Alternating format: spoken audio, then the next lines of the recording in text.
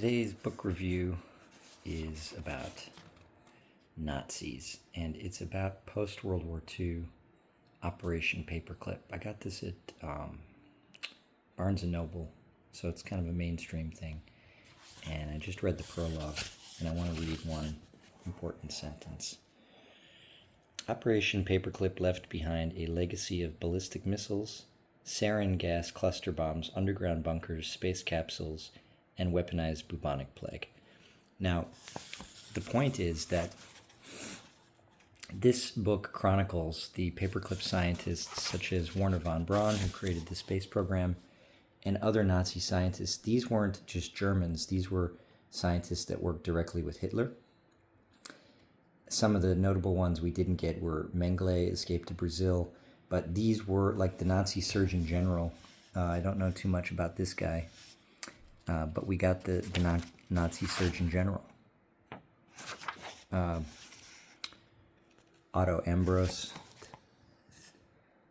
Theodor Benzinger, Kurt Blom, Walter Dornberger, and so on and so forth. And Wernher von Braun being the most well-known because of the V-2 rockets. But the point is, about this book, is that these guys developed technology, weapons, bioweapons, COVID-type pandemic bioweapons, and they go into these secret military programs, and it was managed by a branch of the military that was set up just for the purpose of this. It's called JIOA, or the Joint Intelligence Committee, JIC, and it was set up for the sole purpose of recruiting these Nazis to develop weapons, bioweapons, and other weapons during the Cold War to fight the Soviets. And the question is, are they still doing this today? In other words, all these guys that this book is written about are dead, but the programs that they started are very likely still in operation in these underground bunkers and different facilities and locations, and that represents the secret military. And the military develops a lot of things that they don't talk about for national security reasons. So the point is not about history. The point is about the present, because people don't know about paperclip. But when we brought these Nazis to the United States, it wasn't for fun. They developed technology. They helped with a lot of different things. The Nazis had a space program, interstellar space program.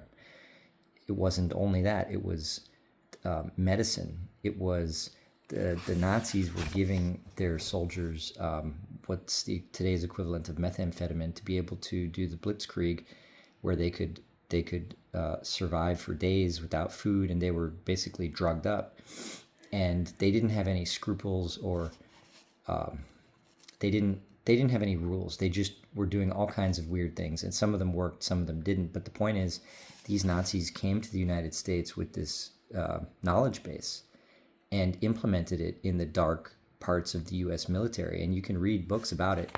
This book is about the actual people, the paperclip scientists that came to the United States. And in the operation where they went to Germany to get these scientists, you want to guess who was the number 2 in the Navy who went with, at the time, who was head of the operation, James Forrestal. It was John Fitzgerald Kennedy.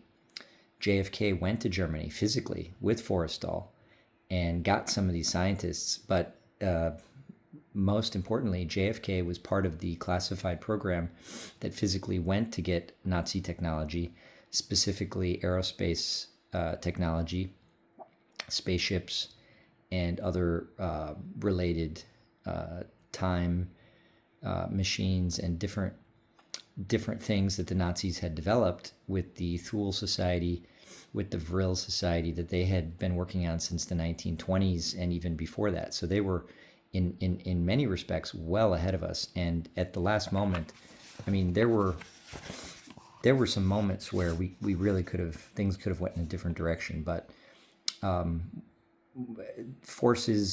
good forces rallied on the Allies' side, and we won, thank God. But this book is about the secret history that is swept under the rug in the history books, because we don't want necessarily the population to know that, well, actually, we had a lot of help from the Nazis and they became part of American society. At least the scientists did. That's what this book is about. So if you're interested in alternative history, I highly recommend it. It's more important to read about this because this is facts than to get caught up in the current events like black versus white, like who's on first. I mean, it's just retarded. This is something, if you read this, you're going to walk away with a fresh perspective. And this is all fact. This is documented fact.